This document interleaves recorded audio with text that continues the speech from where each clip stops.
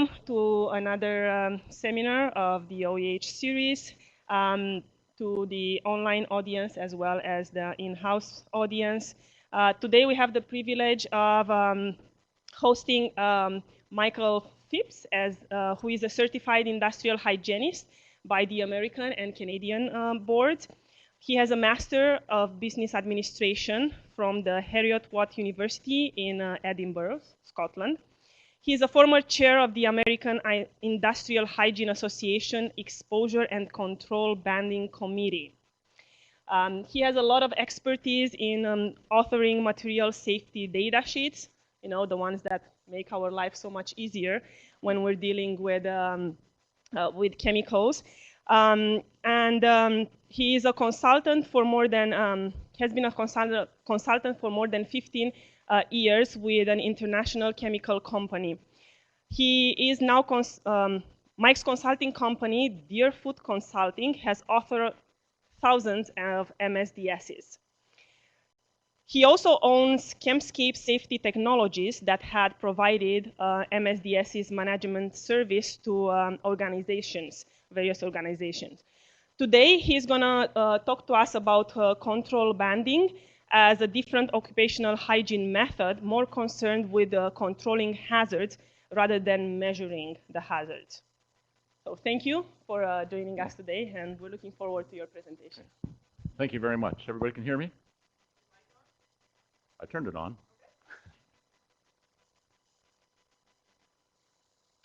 Thanks for joining me. I'm excited about this.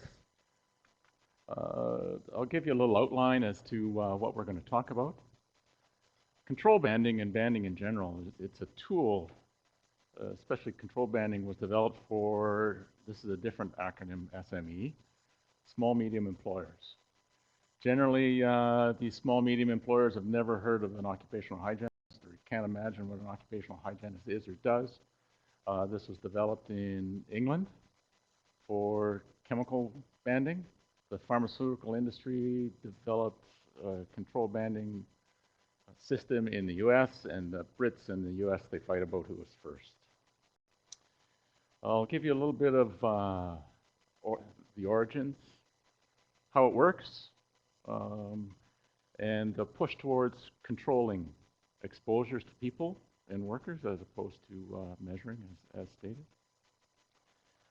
This is something that we can apply to all chemicals. And actually, there's some other things that we can do. Yes, I'm guilty of writing a lot of material safety data sheets, and to me, in order to do that, you have to be able to research, and you have to be able to sort, and you have to be able to keep a lot of things straight to make sure that you have consistency. I was mentioning to Sarah that when I worked for that international chemical company, I was responsible for 3,000 different products and 3,000 different safety data sheets, and if you don't have a system, you're hooped. I want to talk about, I'll talk briefly about GHS, that's the Global Harmonized System for Classification and Labeling. Canada implemented WHMIS 25 years ago. Canada is actually really late to the party with GHS, even though they were pretending to be a leader. The terminology of harmonization instead of standardization. Harmonization means that if this is a flammable liquid in one country, it's a flammable liquid in every country. That doesn't mean that every country has adopted all of those classifications. For instance, Canada and the United States have not adopted the environmental criteria. I understand why. US OSHA, they don't have any control over the environment. The same thing in Canada. So they just try to stay out of each other's way. That happens here in Canada as well for transportation of dangerous goods. Health Canada won't enforce, will not enforce anything in sections 11 to 15, which includes transportation of dangerous goods. However, Transport Canada will. So MSDSs are now SDSs. One important thing, though, is that for the classification, it's actually very structured. If it's this particular classification, flammable liquids, these specific hazard statements have to be there. If it's toxic by inhalation, these specific hazard statements have to be there. I recognize this as a possibility that if we have things that are always standardized, we can actually build a system upon that. And if we have a system to build upon, we can make a difference with a great number of substances and a great number of people. JMK, John Maynard Keynes, his quote, "It's better to be roughly right than precisely wrong." I heard people back in the background here talking about calculating TWAs. You'll do that for a couple of years and then you won't do that anymore.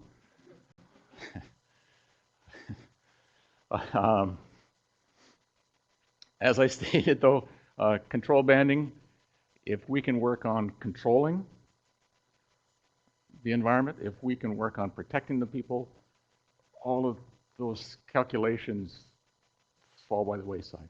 If the people are protected, you're doing what you're set out to do.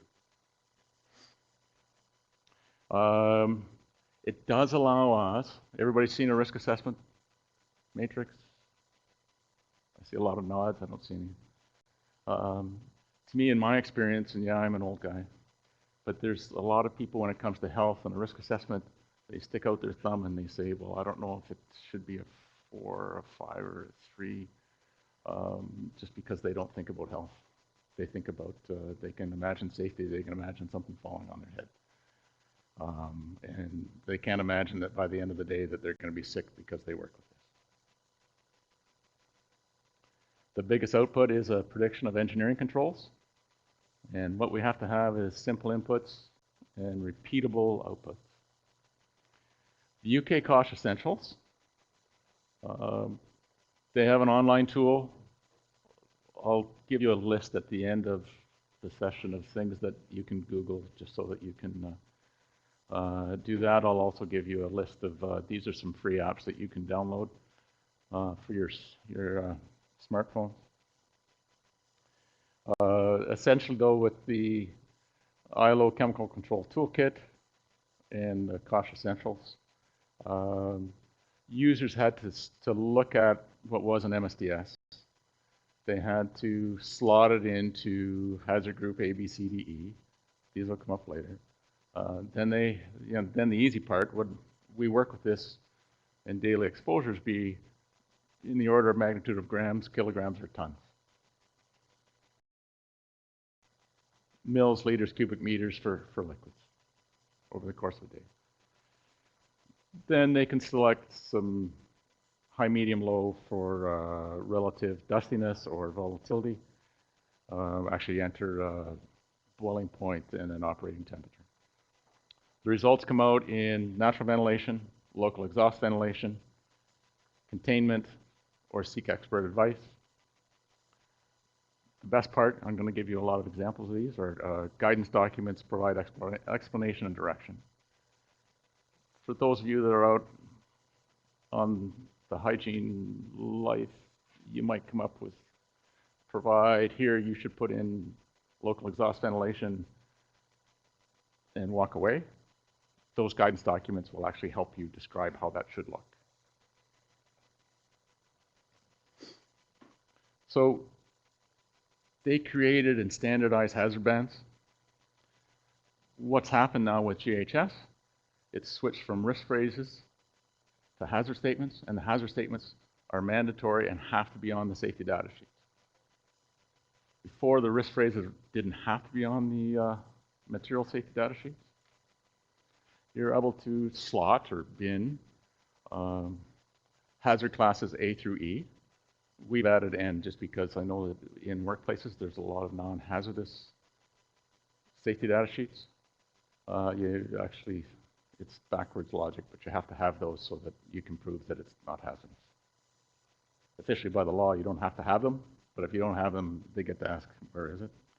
Then they predict those control bands 1 through 4, which is the natural ventilation LED.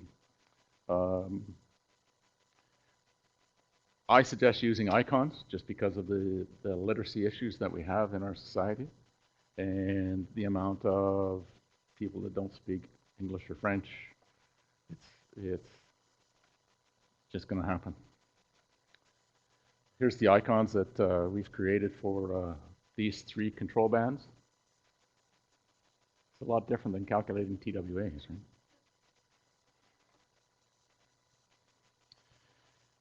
This is the ILO Chemical Control Toolkit. Just their web page. They would click on, this is just an image, inhalation risks. Then they would click on group CDE, A and B are below.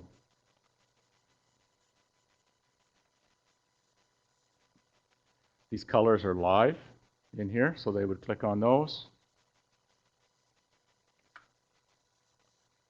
Then they would find these guidance sheets. So this is a guidance sheet from from ILO. And this deals with, this is really quite toxic. You should really have these things contained. Remember, the goal is protecting people. You see, and actually on this slide, I'll show others later, the types of data that's on here. Design your equipment, limited breaches, closed systems, examination, testing, maintenance, cleaning, housekeeping, personal protective equipment, training and supervision. These are generally 2 to 3 to 4 page documents that could and should be a standard for an organization. I've seen organizations that said, okay, fine, we need extraction ventilation. They don't give any guidance to the engineer. It's outsourced. The engineering firm goes to somebody that doesn't really know what they're doing. Here you have an exhaust ventilation system, and it doesn't really meet the need. Where if you can provide some standards, granted the standards that's an international standard. I'll show you quite a few examples, and I would, if I were traveling your path, because I did a long time ago, I would want access to those guidance documents, so you might want to bookmark those. We looked and we saw that we were able to automate these just because of the safety data sheet, the classification, hazard statements are standardized. Hazard statements can automatically be fit into a hazard band. After that, so we can automatically fit into ABCDE. After that, there needs to be quantities, dustiness, volatility, tuning, and then from that, the ability to predict engineering controls.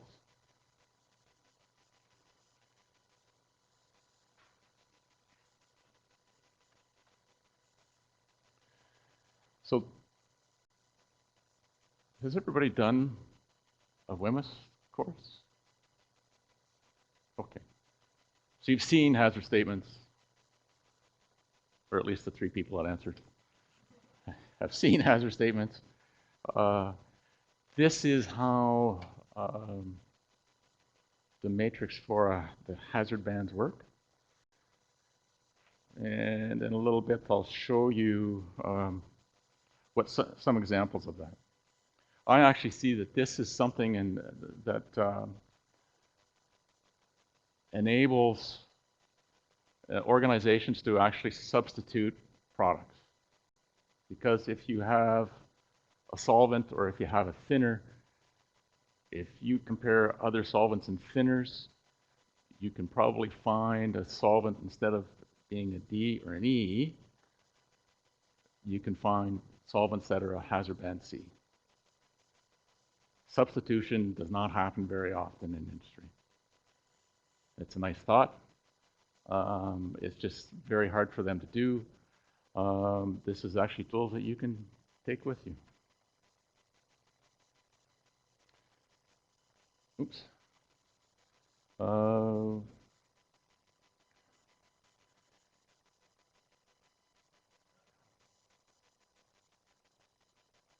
I think the biggest difference here is that we need to engage supervision. We need to engage other protective measures if at all possible. Because if other protective measures are possible from the data that you have, you'd be remiss in not providing them. Okay. This is the graph that I showed quickly before. And this is the graph that will identify relative volatility. This is after you've selected the high, medium, low quantities. This is actually a very interesting graph, and actually when I presented this to industry, this is when the engineers sit up straight and looked, just because it's an interesting concept where you're comparing boiling point to operating temperature, or you're comparing whatever you're working with to operating temperature. I have done some work with drilling companies that have been drilling in the Arctic where it's -40, and one of the chemicals that they were using downhole was the flash point of, let's say, 35 Celsius, and it was coming to surface at 40 Celsius.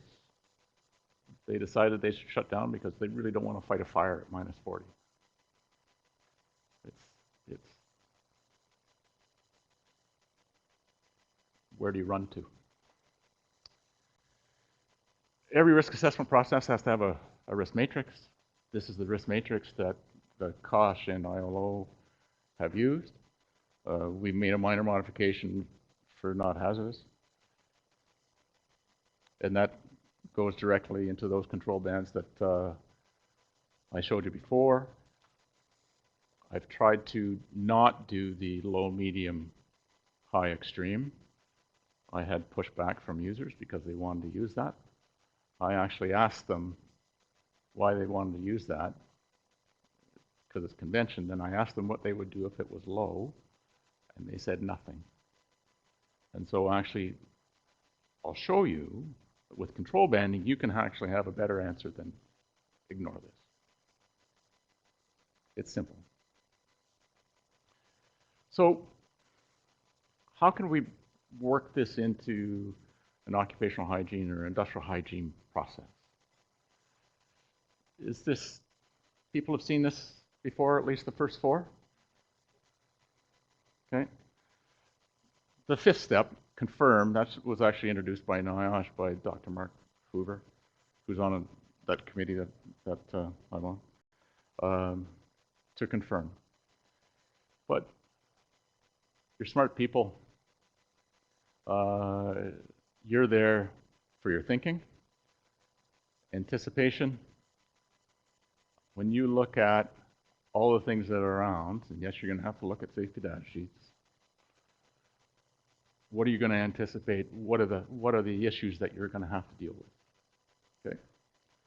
Then recognition, evaluation, control, confirm that these things actually work. So you can anticipate that these are the hazards. This is the Starman, which means chronic hazards. The second is irritants. It can also be used for environmental hazards, low-level environmental hazards. Your chemical inventories, you need them. They're a pain in the butt, but you need them. The safety data sheets are there. You can extract the hazard statements. You can go to the COSH Essentials. You can slot all of those chemicals in there into hazard bands. You can find substitutes.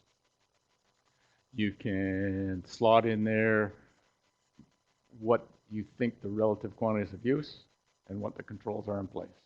From that, you can determine priorities. You can have a go-forward path with what you're doing. Hazard statements are also on labels.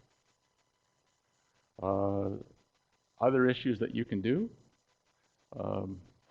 dealing with ingredients and the classifications of, both for what we call WHMIS 2015 or GHS and transportation of dangerous goods. All of these things, these will give you tools as to how you can add controls into that workplace.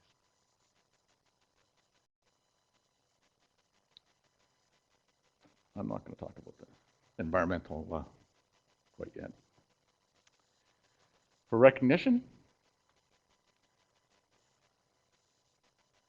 really, data sort. How do you take that data that you collected in your anticipation? How do you sort that? So do we have any carcinogens? Do we have repro hazards? Do we have irritants? What are the issues that we're hearing from the workforce? Okay. You'll also, this table down here, right? That's actually, I'll show you a larger version of this so that you'll see what the ranges are, the relative ranges. These health risks, oh, let me go back up. These health risks here, one of the places I'm going to suggest you go and have a search for is the NIOSH Pocket Guide. I don't know if anybody's used that or not. You can search, best way to do it is by CAS number, search by CAS number. These are the target organs here that if you're trying to find things out, that's what the author of that safety data sheet should have looked to, because that's a principal resource. So regardless of whether or not it appeared on their document, you can go a little bit deeper if you need to.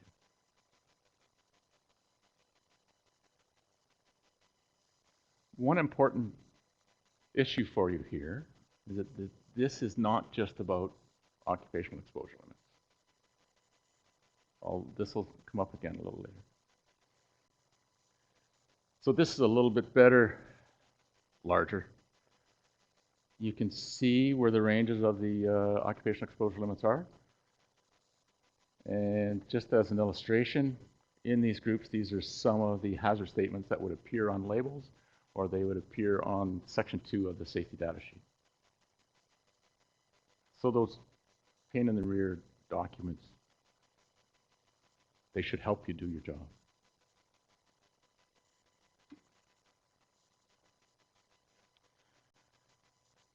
After this evaluation, you bring data together, right?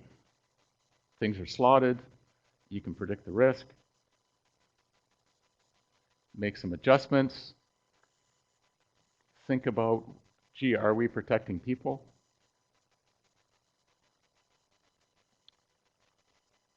So smartphone apps, you don't even have to go to 7-Eleven for them. You can get them right where you sit. This is a smartphone app that we have, and actually both of these measure a product with 99% methanol. And the difference are the daily use quantities. And I use methanol for this because people should be aware of methanol. It's not a complex solvent at all. But if you see this small quantity, that translates into natural ventilation. You see a medium quantity, they're working with it with liters. You shouldn't have an open bath of this. That should be contained.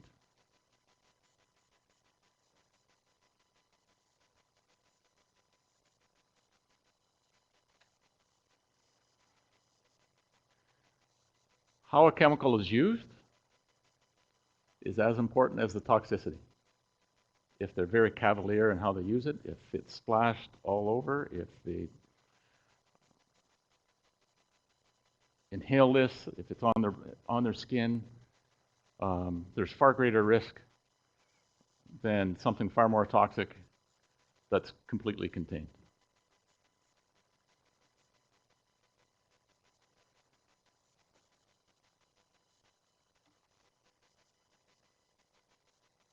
So some of the issues you'll be faced with, particularly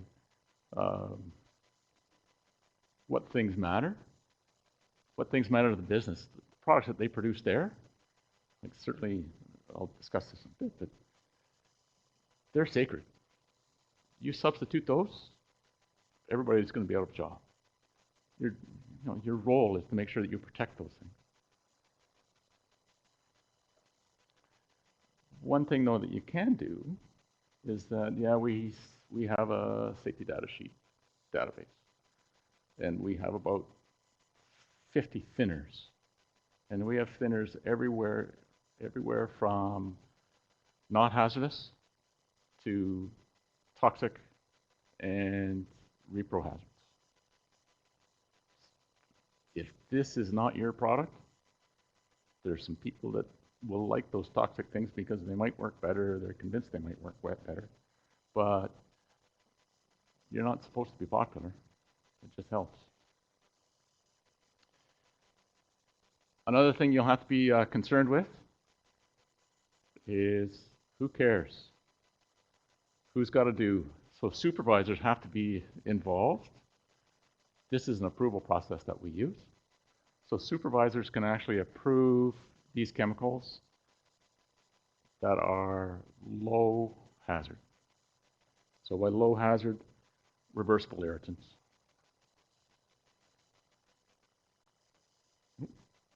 Hang on.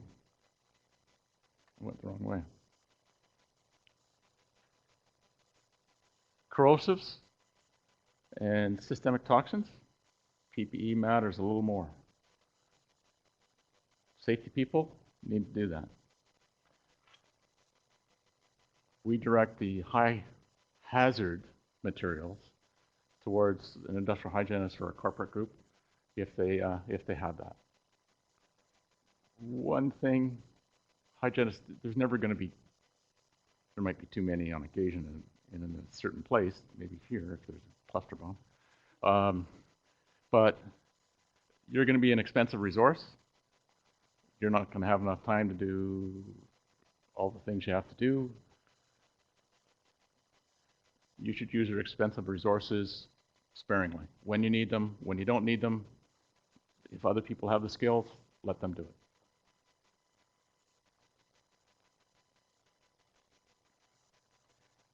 We use a lot of icons just because of literacy issues, just because of multilingual workplaces. You need an inventory. You need to know what the hazards are. You need to know how to protect people. So WorkSafe BC, they put out some tremendous stuff. And actually they have 4, I use 5.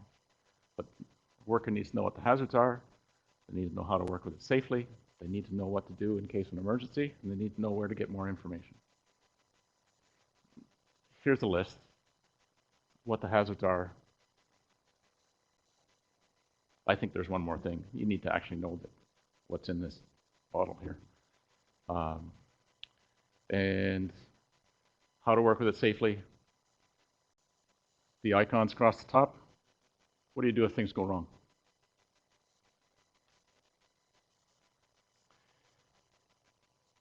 Are people familiar with this publication? This is the, it used to be called the North American Emergency Response Guide. It's now called the Emergency Response Guide. It was republished in 2016. They issue a new one every 4 years.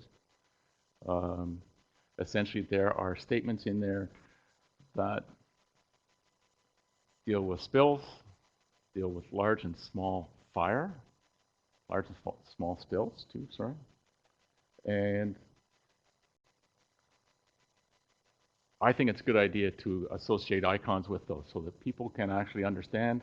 They don't have to read through mountains of material.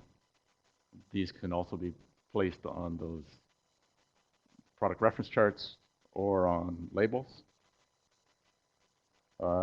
This is a document which has icons on steroids. This is really for permit to work issues.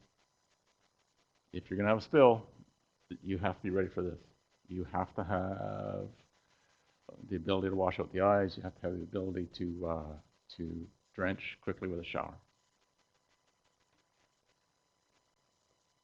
So this ends up in control guidance documents.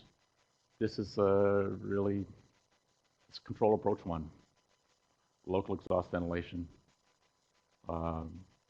This is something that if you can slot all of your products that are at that site, local exhaust ventilation should be fine. If, as hygienist, you're going to go out and you're going to measure things. It's very unlikely unless this is used very cavalier fashion that you should have to measure these. This is something that on a walkthrough you might find these things, you might have to deal with them. The little graphic that's down here seems logical, it seems like common sense. You'd be surprised at how many people have been in the industry for a long time that don't think that the air should come from behind them out a window.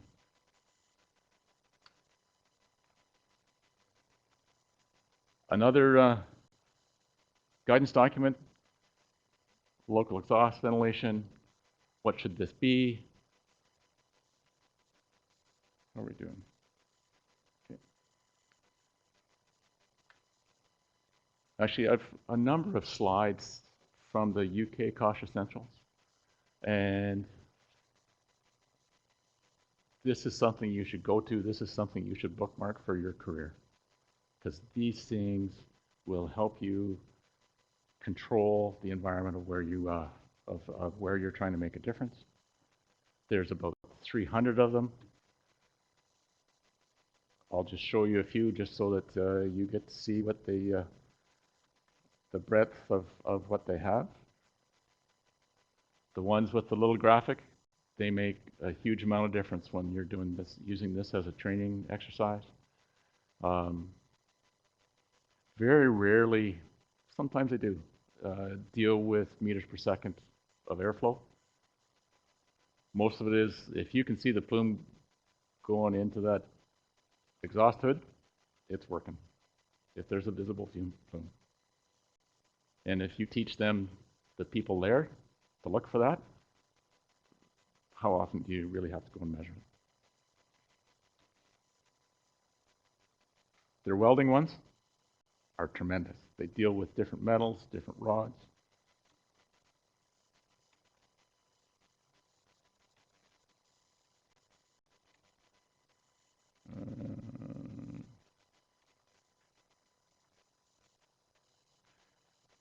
This is their webpage for manual metal arc welding, stick welding. But they have these pages for virtually every type of welding that there is.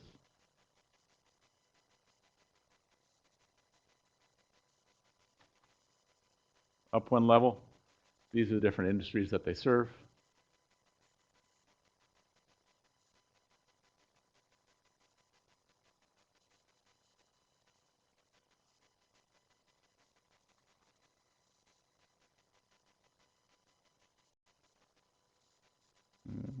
And you can see that I think that this is something you'll be able to use for a long time. The fifth stage, when you have to confirm something, right? You have ideas as to where this goes. That's our confirm icon. We didn't really mean for it to look like David Suzuki, but it kind of does.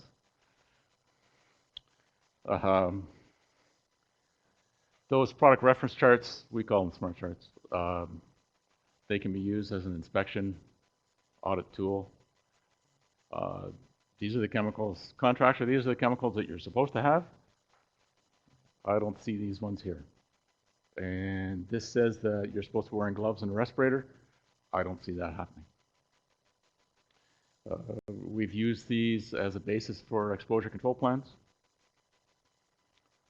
We've used these techniques to substitute to reduce hazards. Track engineering controls. Actually, that's a piece of data that we do collect. And there are certain instances, very high toxicity, carcinogens and repro hazards, that actually the expert is involved in the chemical approval. Does anybody know who Dr. David Michaels is? The Assistant Secretary of OSHA. I moved on. I just segued into a different place.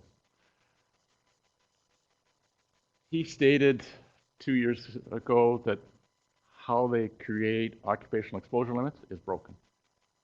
They've updated one limit since the year 2000.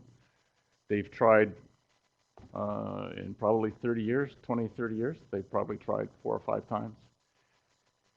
Every time they go to update, they call them permissible exposure limits. And they publish these. They're sued by organized labor because it's not restrictive enough. They're sued by industry because they're too restrictive. It's tied up in the courts. Nothing ever happens. He said it's broken. It is. There's another issue. There's tens of thousands. There's probably 80,000 chemicals in commerce in the U.S. legally. There's 500-600 different occupational exposure limits. If the only tool you have is to measure, and if you can't compare it to anything, you don't have a great process. So to me, transition's on its way. Yes, I'm on the American Industrial Hygiene Association Exposure Control Banding Committee. We put in substantial comments because OSHA had published a request for information. We don't see another way other than some sort of exposure banding, control banding, hazard banding methodology to help them control exposures. More than 20 countries use either the ILO or the COSH control banding methodologies, as opposed to, because they don't have hygienists. The developing world doesn't have people skilled to your level right now. And so banding is actually a way that they can look at things, they can control things.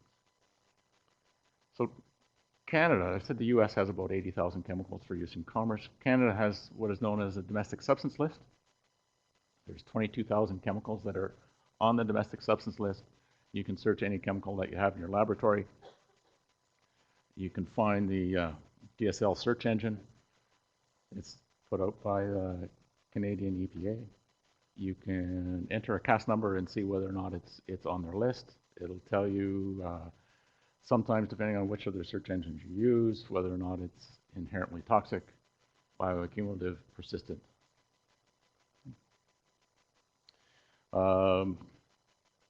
Actually, the second last bullet, that's actually out of the IRSST in Quebec, where they state that 8 to 10% of all cancers are associated with workplace exposures. So you're going to be in demand. And control banding is one way to control those exposures. Substitution is a great way. Here's some free apps that you can download. They're on my phone. Actually, the NIOSH Pocket Guide, there's several apps that you can get that you'll pay for. Get this, go to this site here, this bit.ly Pocket Guide app. It's free. It's more up to date than the ones that you're buying. Wiser is a really cool app, and it deals with health hazards, and it has search engines within it, so that you can identify symptoms, and it will narrow down to, it could be this chemical, or this chemical.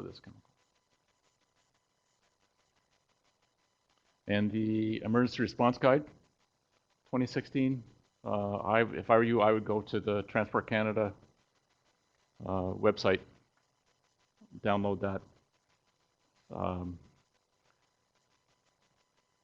You see these big trucks driving around town with the placard on the back. You can look, you can see what they should do just in case there's a spill. I'm sure you really want to do that. For control banding and for a little bit more information, I would suggest that you look at Google these sites or whatever search engine that you enjoy.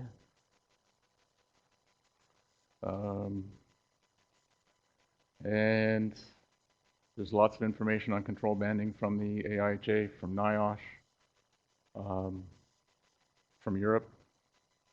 Justice is a German site that's fantastic. Publications by Dr. David Zolk. He's tremendous. Former president of the International Occupational Hygiene Association. Thank you.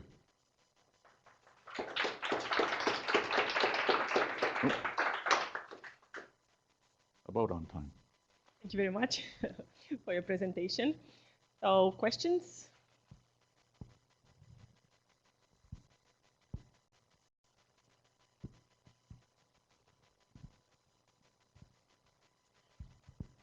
Thanks very much, Michael. You're welcome. Is this on? Yes. It's funny, it doesn't sound like it. Thanks very much. That was very illuminating. I guess my question would be around variability. I mean, it's all seems to be gauged on what you would expect to find in, say, your average workplace. But we all know there's huge variability between workplaces, and that one drawing, for instance, of a room with a window here and a window there is quite different from this room. So how do you account for the variability, and how does a employer understand how their work site varies from this sort of hypothetical normal? That's a very good question. And certainly what they describe is this is the goal. And certainly there are other things that can happen. For instance, with that scenario, I know of several industries, they had a fan, right? If you need natural ventilation, if you actually have to go in the corner and you actually have to do that, and there's no windows and there's no natural ventilation, they had a fan. You know, so what do we do with local exhaust ventilation? There's a lot of examples of local exhaust ventilation that they can do, and these are recommendations of containment. Certainly, there's other administrative controls that can be used. There is, I am not saying by any stretch of the imagination, this means that industrial hygiene sampling is dead. Quite to the contrary. This means that this method of prioritizing hazards and risks should lead to probably smarter sampling, sampling when it's needed, sampling when you know, the controls that are specified don't match the controls that are there. Does that answer your question? Okay.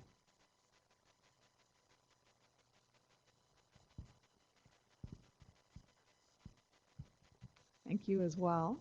Learned a lot today. I'm intrigued that this is pitched as something for small and medium-sized companies. I get that it would have started there, but that it's, I guess it seems like there's a lot of intuitive sense that it would also be beneficial for workers, period, regardless of the size of the employer. So I'm just interested in whether this is something that's rolled out to larger, or in your experience has been used by large employers, or will be. It's, you know, it was part of the opening kind of pitch that this is what it was targeted for, but it seems like it would be good more broadly than that. To answer your question, it is used more broadly than that. And it really does depend upon the organization. Some organizations have implemented banding processes and in-depth processes like this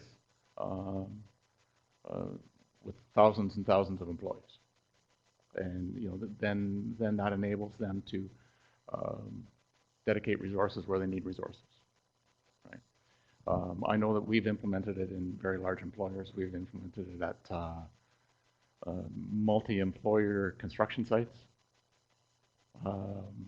And one of the issues with multi-employer construction sites is that those contractors, when they're faced with an approval, and if they can substitute so that who they're working for doesn't have to be overly involved in the approval, they'll look high and low to find the safer substitute, at which point I say we win.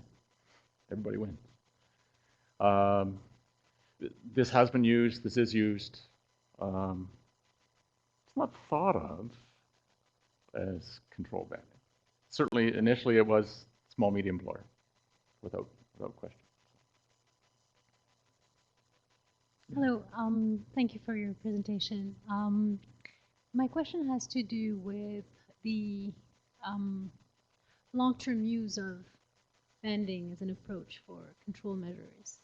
And by that I mean, I'm curious to know, how do you see revisions of the banding approaches or the classifications? How do you see that happening? I mean, in comparison to the more classical method that is based on monitoring and measurements and sampling, what is your view on revisions and improvement of the control banding methods? So, oh boy, I took a slide out. I have opinions, as you might imagine. Everybody here has seen the hierarchy of controls, right? That's the elimination, substitution, engineering controls. Well, to me, engineering controls, if you deal with containment, then it's the control is the hazard is completely controlled. Or let's pretend that. But if you have other engineering controls where the worker has to pick up whatever and go and put it in a fume hood, that's partially an administrative control, right? And so, as a result, you know, some of the answer to the question for just using purely control banding, and nobody advocates that, is actually in those guidance documents, because they talk about monthly checks, annual maintenance, and of those controls, and that often just doesn't happen. Certainly, the higher hazards, the carcinogens and the reproductive hazards and the respiratory sensitizers, all of those are right in the hygienist sweet spot. And what this does is this highlights for them. I know when we did a development for an industry association, there was always debate. There's some hygiene groups. Some liked it, some didn't. One said, if I can have a tool so that my company knows when they should phone me, as opposed to when just phone me every time, I'm in. So the point is that you can use this to allocate that expensive resource when it's needed. So as a chemical changes, to further answer your question, if we find, you know, a couple of, or if we find out, it wasn't that long ago that toluene was determined to be a reproductive hazard, right? So that management of change process has to be included. So, okay, so this causes us to rethink this. You know, toluene's a great solvent, but do we really need it? Can we find something else when it moves from one side to the other? I still think there's going to be as much monitoring. I just think that it'll be, if you let the real reasons why you should be monitoring force that, because often they're complaining over there, go and measure it and tell them it's fine, right? Which is a cop-out. that help? Okay. So there's an online question, and this person is asking, are there controlled banding toolkits that are available for specific industrial sectors? For example, petrochemical versus construction. Actually, the Kosh Essentials, that's there. They have not necessarily petrochemical, but they do have offshore oil. And I know that there are guidance documents associated with opening a process, opening a pipe. Just whether that was contained organics or whether that contained water-based products. So there is information that they can go there and they can develop. And actually, we work with groups to develop guidance documents for those. And so there's a lot of, also, sorry, back to construction. There is a lot of construction activities that are on Kosh Essentials already, and those guidance documents are fabulous. Kosh has an online tool that you can plug and play and save, and it will suggest which of those guidance documents are probably most suitable for your application. Our last question. Oh, Someone else has.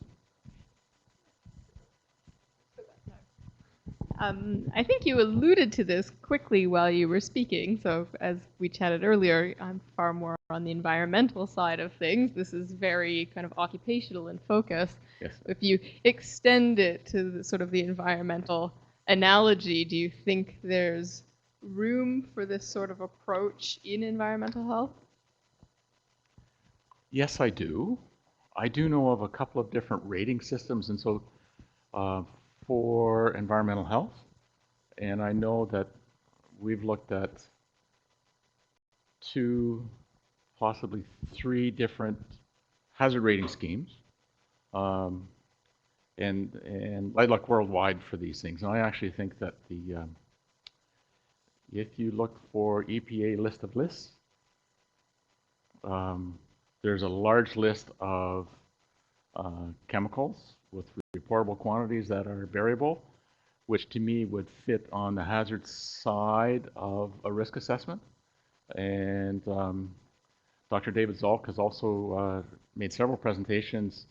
You can search, or I can have a copy of this, that they use at Loma Linda Labs in California, dealing with, okay, so this RQ, or reportable quantity, if it is 5 pounds, do we actually even have 5 pounds here? If we have less than 5 pounds here, the chance of us emitting 5 pounds is really, really low. Now, if we have 5 pounds in here, or if we have 500 pounds here, and our controls aren't very good, the chances of us losing that much is actually pretty high. And so there's actually a process that is possible to do that. Other processes have been proposed, and a lot of those are, you search for criteria. A lot of the criteria we use when we author safety data sheets. Cancer causing by this. You know, if you actually classify environmental hazards on a safety data sheet within GHS, there are set points in there that could be used. We're targeting to use those as a different rubric for substitution, right? So that you can, why do we want to deal with this environmental reporting? It was known as CEPA 200 list for environmental emergencies. All of those, that's another list that in Canada, there's just over 200. It's not like the EPA list of lists where there's 20,000, 17,500, something like that. So, okay. Go ahead. Actually, it's more of a comment than a question, if you don't mind. The point you made very early on about you'll do TWAs for a couple of years and then won't bother after that. Sorry. No, that's okay. I think that there's a large number of even quantitative hygienists that realize that there's problems with the sort of the current way that we have set up our sampling strategies, that they're often inefficient and they're hard, without doing hundreds of measurements to actually get the data.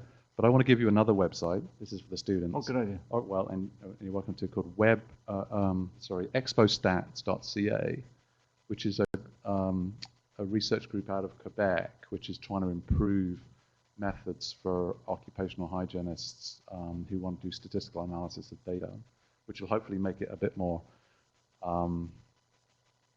straightforward than the current situation we have in trying to work out averages. And anyway, the other point I want to make is to slightly push back against your argument that there are only 500 OELs. That's quite correct.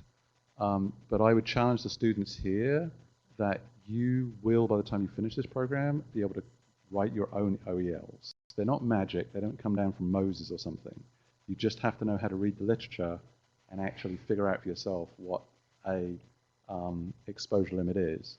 And in fact, the TLV committee, the ACGH TLV committee, is thinking about inviting students to participate in the TLV writing process as a learning process for students, so that it does kind of take away a bit of that mysticism.